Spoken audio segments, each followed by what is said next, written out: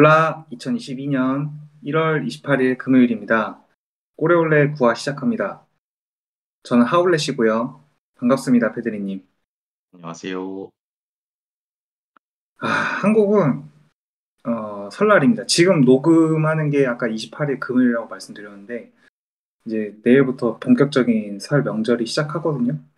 그래서 뭐 다들 저도 이제 회사를 다니는데 이제 뭐 좀 일찍 퇴근하고 그래서 어, 이제서야 좀 설날을 맞이한다라는 느낌이 있습니다. 페드리님은 독일 사시니까 아직 뭐 설날 뭐 이런 느낌이 없으시겠어요? 뭐 딱히 뭐 계획이 있으신가요? 아니요, 저는 그냥 똑같죠. 똑같은 일상이죠. 설날이 없으니까. 가족끼리 뭐 드시거나 그런 건 없어요? 설날 맞이해서? 그냥 식당, 저희가 식당 하는데, 식당에서 네. 맛있는 거 빼먹어야죠. 그래도 뭐 기회가 되면 뭐 떡국이라든지 아니면 다른 설날 명절에서 보통 먹는 음식들 같이 좀 먹었으면 좋겠어요. 나중에 제가 사진이라도 보내드릴게요. 감사합니다. 일단은 뭐 구독자분들 다 모두 설날 잘 보내셨으면 좋겠고, 어, 여러분들 덕분에 그래도 잘 버티면서 9화까지 왔습니다. 새해도 시작됐고, 곧 있으면 또 겨울 이적 시장이 마감이 되는데, 여튼 좀 더 저희도 노력해서 더 앞으로 나가보도록 하겠습니다. 그 8화 댓글이 좀 많이 달린 것 같더라고요, 평소보다. 한번 8화 댓글은 이번에는 페드리님이 읽어주시도록 하겠습니다. 예, 알겠습니다. 제일 먼저, 네, 소아송아 추억저 장소님. 루크 대용이 리얼해요. 역시 어그로 의도가 참 다분하십니다.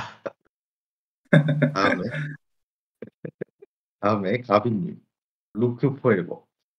이 제목을 이렇게 해놨더니 어그로가 많이 끌리고 있어요. 아, 자, 다음은 수연리님, 끼용. 이분들은 네, 장난치러 오신 제 지인분들이고요. 다음에 둥이님이 왜 이런 댓글 다셨는지 모르겠어요. 다음이 마지막 방송이려나요? 잘 들었습니다. 감사합니다. 아마 10화가 되거나 뭐 그래서 그렇게 말씀 남기신 것 같은데 아니면은 저희가 맨 처음에 얘기했던 게 겨울 이적 시장까지는 일단 달려보겠다고 그랬었잖아요. 아, 네, 근데 이제 겨울 이적 시장이 마감이 되니까 아마 그걸 생각해서 얘기를 하신 것 같은데 일단 버텨는 보겠습니다. 유통기한은 끝났지만 일단 버텨는 보겠습니다. 사실 저희가 지금이 제일 바쁠 것 같다고 예상을 했었는데 네. 지금도 어찌저찌 잘 버티고 있는 거 보니까 수명이 조금 연장되지 않았나 싶습니다. 네. 다음에 메시님. 오늘 영상이 지금까지 올라온 것 중에 제일 좋은 것 같네요. 감사합니다. 다음 주제로는 혹시 부스케츠 얘기를 할 수 있을까요? 제가 부스케츠 얘기를 하려고 했는데 사실 글로 썼어요. 부스케츠 얘기를. 직접적으로 부스케츠 내용을 쓴 건 아니지만 엘 클라시코 후기나 그다음에 빌바오전 후기에서 그 얘기를 많이 했기 때문에 충분하지 않았나 싶습니다. 부스케츠 글도 음, 또 썼는데 이걸 제가 저장만 해 놓고 제가 읽어 보니까 글이 너무 공격적인 것 같아서 그냥 지워 버렸거든요. 근데 그거를 레알 마드리드전 후기랑 빌바오전 후기에 잘 나눠서 썼으니까 그걸로 만족해 주시면 감사하겠습니다. 네, 다음에 더치만 님. 장문의 댓글을 써 주셨는데요. 네, 요약하자면 사비가 왔어도 역시 사비 혼자의 힘으로는 바르셀로나를 정상화시키지는 못하고 결국 잘하는 선수들이 필요할 것 같다고 말씀해 주셨는데 사실 바르셀로나가 크랙들이 없었던 적에는 항상 부진했었죠. 그건 뭐 크루이프든 다른 감독들도 마찬가지였기 때문에 굳이 사비가 부족하거나 그래서 이런 일이 벌어진 게 아니라 그냥 어쩔 수 없는 현상이라고 봅니다. 네. 네, 이 정도가 파라 댓글들이었습니다. 댓글 달아주셔서 소중한 댓글, 감사합니다. 네, 소중한 댓글 진짜 감사합니다. 구화도 많은 댓글 부탁드릴게요. 자, 일단 팀 이야기를 이제 본격적으로 해볼게요. 우리 팀 스쿼드 보면은 참 극단적인 것 같습니다. 이제 꼭 필요한 선수들도 있고 아니면 이제 내쫓아버리고 싶은 마음이 있는 선수들이 있는데 어, 스쿼드 정리를 진짜 어떻게 해야 될까요? 이제 뭐 그러니까 이 질문 자체가 이제 좀 무의미해졌죠. 이적 시장이 끝났으니까 여름에 어떻게든 뭐 내보낼 텐데 스쿼드를 꾸리는 데 있어서 이제 어떤 방향으로 나아가야 될지 어, 또 어떤 선수를 방출하고 영입을 해야 될지 약간 그런 거에 대한 기준이 좀 있을까 싶은 생각이 들고 아니면 또 다른 기준점을 만들어서 다른 방법을 또 강구를 해야 되는 건지 그거에 대해서 좀 패드리님 의견 좀 들어보고 싶습니다. 네, 스쿼드 문제 이야기하면서 보통 영입이랑 방출만 하면 된다고들 많이 생각하시지만 제가 생각했을 때 이 스쿼드 문제의 근본적인 해결법은 바르셀로나가 바르셀로나만의 축구를 잘하는 겁니다. 주전과 비주전의 차이가 크다는 게 경기장에서 그대로 나타나는 건 그만큼 선수 하나하나에게 거는 기대가 많고 팀적으로는 그렇게 잘 작동하고 있지 않다는 이야기가 되죠. 그래서 벤치에 선수가 아무리 많아도 그 선수들을 내보낼 수가 없고 주전 선수들만 혹사시켜야 하는 상황으로 이어지죠.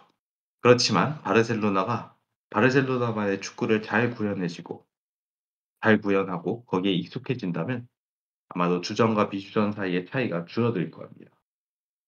사실 펩 때나 루초 때 같이 잘 나가던 때는 선수들 간의 개인 퀄리티 차이는 컸어도 그 주전 선수들이 빠져야 했을 때도 경기에서는 쏠쏠히 써먹었던 선수들이 몇몇 있지 않았습니까?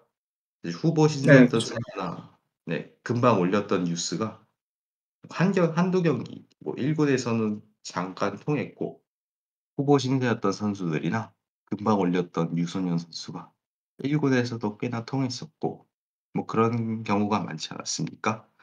개인 기량의 한계로 다들 결국 방출되었긴 하지만요. 몇몇 선수들이 있었죠.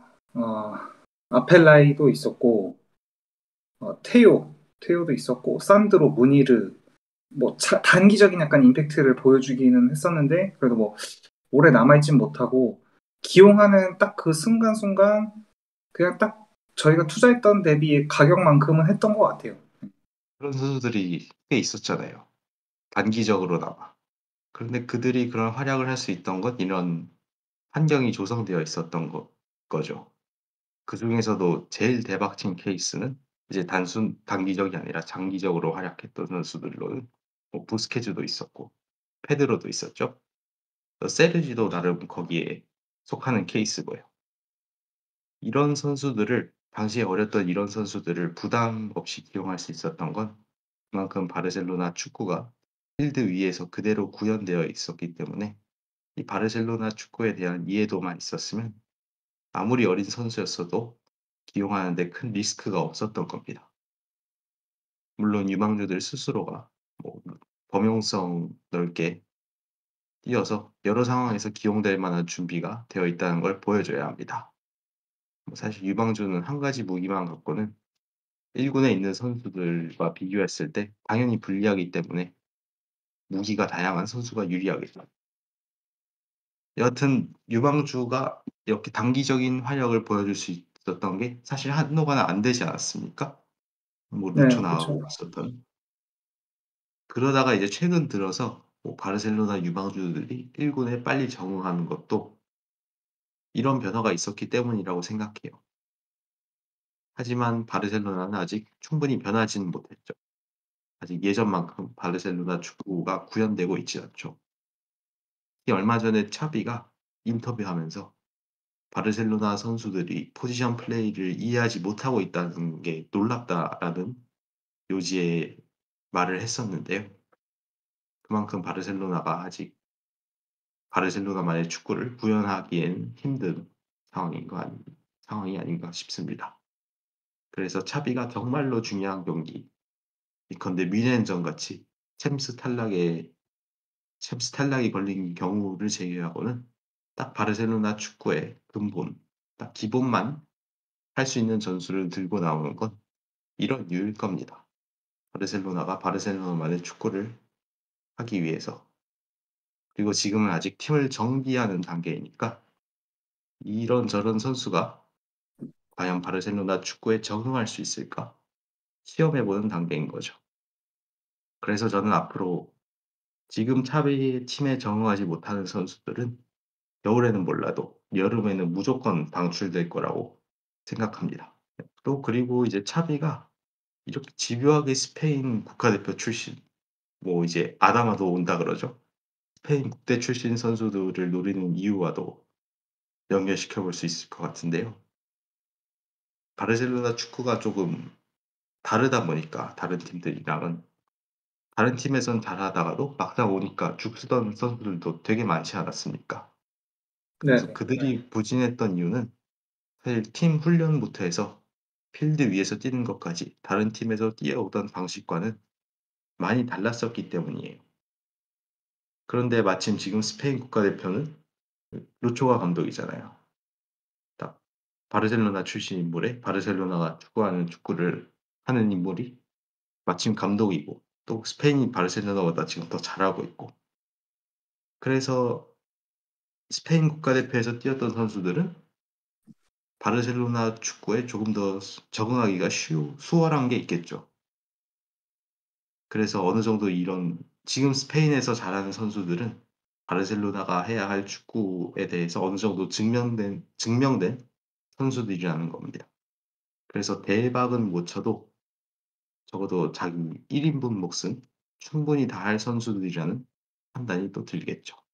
스페인 대표팀 출신의 선수를 노리는 이유에 대해서 설명을 해주셔서 그런데, 그러니까 페란도 잘 할까요? 이제 결국에 등록이 돼서 이제 뛰기 시작했어요. 그래서 페란의 기용에 대해서 페드리님이 7화에서도 얘기를 한번 했고, 그다음에 엘 클라시코 리뷰에서도 자세히 써주셨는데, 저는 아직까지는 이렇게 막 뭔가 반짝이는 모습을 지금 나온 경기들 중에서 몇 경기 안 됐지만 그런 모습은 못 보여줬는데 페드리님은 어떻게 생각하세요? 사실 테란은 뭐 대박은 못 쳐도 중박은 친다 봅니다. 그리고 페란은 페란만 볼 게 아니라 페란 기용으로 인해 지금 팀의 오른쪽 측면이 바뀌었잖아요. 네. 그 풀백부터 해 갖고. 뭐 그게 성공한다면 그것만으로도 테란 영입은 충분히 성공했다는 평가를 들을 수 있을 것 같습니다. 어, 그 페란을 처음엔 지금은 이제 오른쪽으로 기용을 하려고 이제 영입을 했는데 아다마 트라오레가 이제 임대 영입을 할 거라고 지금 이제 거의 뭐 오피셜이 나오는 오피셜 얘기가 나오고 있어요. 아다마 트라오레가 오면은 제 생각에는 우측 풀백을 뛰지는 않을 것 같고 오른쪽 사이드 앞쪽을 뛸 것 같은데 그러면 페란 토레스가 중앙에서 뛰는 그림을 생각해봐도 되겠죠? 그 정도 그림은? 뭐 그렇죠. 사실 뭐 오른쪽이든 중앙이든 거기서 뛴다고 해서 거기에서만 뛰는 게 아니라 계속 네, 다들 바꿔 가잖아요. 네네. 중요한 건 이제 오른쪽 측면에 대한 차비의 접근법인데 이건 계속 지금 페란을 통해서 보여주고 있는 걸 계속 유지할 거라고 생각합니다. 그리고 지금 아다마 얘기가 나와서 저의 개인적인 아다마에 대한 생각을 말해 보자면 사실 그렇게 오래 보려고 영입한 선수는 아닌 것 같아요. 지금 바르셀로나가 가장 큰 문제점이 이 상대편 진영에 공을 갖고 와서 무언가 변수를 만들어내지 못하고 계속 답답한 모양새에 계속 답답한 모양새를 보여주고 있지 않습니까? 네. 뭐 공이 계속 돌고 마지막에 그냥 크로스 올려 버리고 끝내는 경우도 허다하게 많은데 거기서 뭔가 변수를 만들어내고 싶어서 그러는 것 같아요. 아다마는 그냥 남의 눈치 신경 안 쓰고 뭐 소위 말해서 무지성 드리블도 많이 치지 않습니까? 네네. 결과가 어떻게 되든 뭐 그런 변수 창출을 위해서 아다마를 데려오는 것 같은데 사실 아다마가 처음에는 스페인에서도 이런 기대를 받고 써 보긴 했는데 결국에는 이제 밀려나는 거 보면서 아다마도 사실 오래 볼 자원은 아닌 것 같습니다. 이번 음. 시즌에만 잘 쓰고 버티는 용도로 쓰고 끝날 것 같습니다. 페드리님이 예상하는 이제 바르셀로나가 여름에 노릴 선수 뭐 그러니까 잘하고 못하고를 떠나서 그리고 뭐 엄청나게 뭐 크다 아니다를 떠나서 현실적으로 좀 영입할 만한 선수가 누가 있을 거라고 생각되세요? 여름에 재정적인 여유가 얼마나 생길지는 잘 모르겠어요. 뭐 지금 뭐 스포티파이랑 스폰서 계약하고 또 구단 명명 그 경기장 명명권 얘기까지 나온다는데 이게 얼마나 재정적인 여유를 확보해 줄지 모르겠지만 지금 바르셀로나가 노릴 것 같은 선수는 이제 아스필리쿠에타는 거의 무조건 노리는 것 같고요. 모라타? 또 노릴 것 같아요. 그다음에 가야? 음, 그리고 그 센터백. 가능하면 왼발잡이를 노리겠지만 지금은 크리스텐센 노리는 것 같더군요. 얘는 오른발잡이인데. 음, 음, 지금 일단 아스필리쿠에타랑 모라타는 이야기 많이 했으니까 패스하고요. 이제 네, 가야는 제가 블로그에서 엘 클라시코 리뷰에서 썼던 것처럼 알베스 같이 측면 풀백이 뭐 부스케츠를 도와주고 이런 공의 흐름을 도와주는 포지션 플레이를 구현하기 위해서는 딱 알맞은 선수일 거예요. 알베스가 얼마나 더 뛸 수 있을지 모르잖아요. 네, 솔직히 이번 시즌 끝나고 은퇴해도 이상한 게 아닌데 반대쪽이라도 이런 선수가 있는 건 좋겠죠. 그리고 솔직히 알바가 이제 얼마나 더 버틸 수 있을지도 모르잖아요. 알바도 오프 더 볼로 먹고 살던 선수였지만 빌드업하면서의 오프 더 볼, 포지션 플레이보다는 그거에는 능한 선수는 못 되었죠. 무엇보다 메시가 떠나고 개인 기량이 압도적이어서 알바의 그 태도하는 움직임을 이용해 줄 선수가 이용해 줄 수 있는 포워드가 없어졌기 때문에 지금 알바의 효율성이 떨어진 것도 어쩔 수 없는 현실입니다. 알바의 능력을 살려줬던 메시가 없는 이상 예견되었던 일이에요. 반대편에서 그만큼 빨리 방향 전환도 못 해주고 게다가 이제 오른쪽엔 아예 정발 윙어 쓰고 있지 않습니까? 네. 그래서 더 힘들어지겠죠.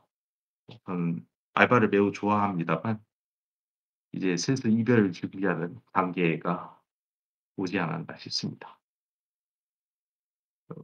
가야 얘기하다가 지금 알바 얘기까지 흘러왔는데요. 근데 저 개인적으로는 가야가 영입될 가능성은 그 아스필리쿠에타나 모라타 같이 링크가 진하게 나오는 선수들에 비해서는 그렇게 크진 않다고 봅니다. 노릴 것 같긴 노릴 것 같은데 지금 가야 얘기가 나오는 바르셀로나 쪽에서는 이 가야 얘기가 나오는 거는 항상 바르셀로나 쪽에서 언플한 것들이고 정작 발렌시아 언론들은 심각하게 가야가 떠날 가능성을 이야기한 적을 본 적이 없어요. 얘네는 다 재계약할 거라고 그러거든요. 그리고 또 사실 가야가 있어도 또 스페인에서 루초가 다시 알바 풀업하지 않았습니까? 한동안 알바 안 네, 쓰다가 결국엔 다시 네. 알바를 찾은 걸 보면 꼭 가야가 알바보다 나은 선수라고 할 수도 없다고 봐요. 그리고 알바랑 가야 뭐 스페인이 무엇을 노리느냐에 따라 무엇을 더 초점에 두느냐에 따라 이 선수가 저 선수보다 나아지는 게 바뀌고 뭐 꼭 그 사이에서 선택지가 갈리는 것 같습니다. 그래서 제가 오늘은 가야 얘기를 하면서 '얘는 필요한 선수다.'라는 요지의 이야기를 했지만 그게 꼭 가야가 알바보다 더 좋은 선수라는 의미는 절대 아니라고 말씀드리고 싶습니다. 각자 장단이 다르고 상황에 맞춰서 프로필에 따라 쓰이는 것일 뿐이죠. 분명 뭐 약간 비슷한 프로필을 갖고 있다고 생각이 들지만 좀 세부적으로 봤을 때 알바랑 자야는 분명히 저도 차이가 있다고 보여요. 일단은 어, 지금 국대에서도 알바가 더 잘 나가고 있고 뭐 그런 유머도 있지만 일단 알바랑 선수 자체가 이제는 노세화가 이제 오고 있는 선수이기 때문에 어쨌든 알바보다 잘하진 못하더라도 이제 그와 비슷한 기량을 뽐낼 수 있는 프로필을 갖고 있는 선수가 있으면 좋아서 아마 가야에 대한 링크가 있었던 것 같아요. 일단 1월 이적 시장은 거의 다 마감이 됐습니다. 아마 아다마 트라오레 임대 영입이 확정이 되면은 그렇게 끝날 것 같고 그 선수들을 가지고 이제 다시 한번 겨울 지나서 봄과 여름까지 또 사비가 달려 나가야겠죠. 그런 모습들을 보면서 저희가 좀 더 이야기를 풀어봐야 될 것 같습니다.